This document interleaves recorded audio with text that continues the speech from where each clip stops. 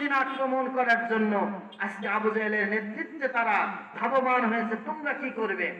তখন এদিকে সাহাবীরা সব দাঁড়িয়ে গেছে যে ইয়া রাসূলুল্লাহ, আমরা আছি আপনার সাথে, কিন্তু মাত্র 313 জন। কতজন? 313 জন, 2টা ঘোড়া, এসব ইতিহাস আপনারা জানেন। কিন্তু সব থেকে বড় বিষয়, রাসূলুল্লাহ ভয় পাচ্ছেন যে যুদ্ধ তো হবে, বাপ যুদ্ধ করবে ছেলের বিরুদ্ধে, ছেলে যুদ্ধ করবে বাবার বিরুদ্ধে, চাচার বিরুদ্ধে ভাতিজা অস্ত্র ধরবে, সবাই তো পরিচিত মুখ, কে কার জন্য অস্ত্র ধরবে। কিন্তু আবু জেহেল তো গুন্ডা মার্কা, আবু জেহেল তো পাপাচার, আবু জেহেল তো কোনো কথা শুনবে না। কিন্তু বদরের মাঠে আবু জেহেল উপস্থিত হয়ে গেছে, ওদের আশা হলো রাসূলকে শেষ করবেন। কিন্তু বদরের মাঠে আল্লাহর নবীকে হত্যা করতে আসছে মদিনার সাহাবীরা, মদিনার ছেলেরা যারা সানিয়াতুল বেদায় শপথ পারেন নাই, সেই আবু জেহেল আজকে যুদ্ধের মাঠে আসছে, বদরের মাঠে। আমরা তাকে হত্যা না করা পর্যন্ত আর ফিরে আসব না। ঠিক আবু জেহেলের হত্যা করার জন্য তারা 2 ভাই ফোন করেছে।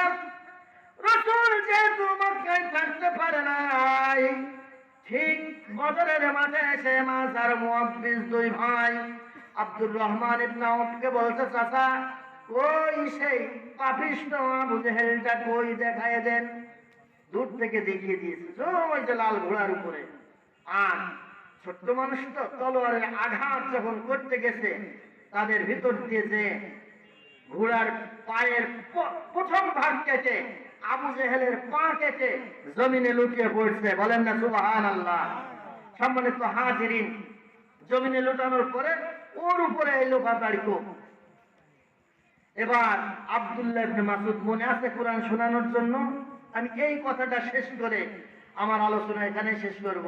আব্দুল্লাহ ইবনে মাসউদ দূর থেকে তাকিয়ে দেখে যে ওই শয়তান পড়ে গিয়েছে, আর ওর উপরে কোপাচ্ছে সেই ছোট্ট 2 জন ভাই, সিংহ শাবক মাজার মুআব্বিস, এসে বুকের উপরে বসছে।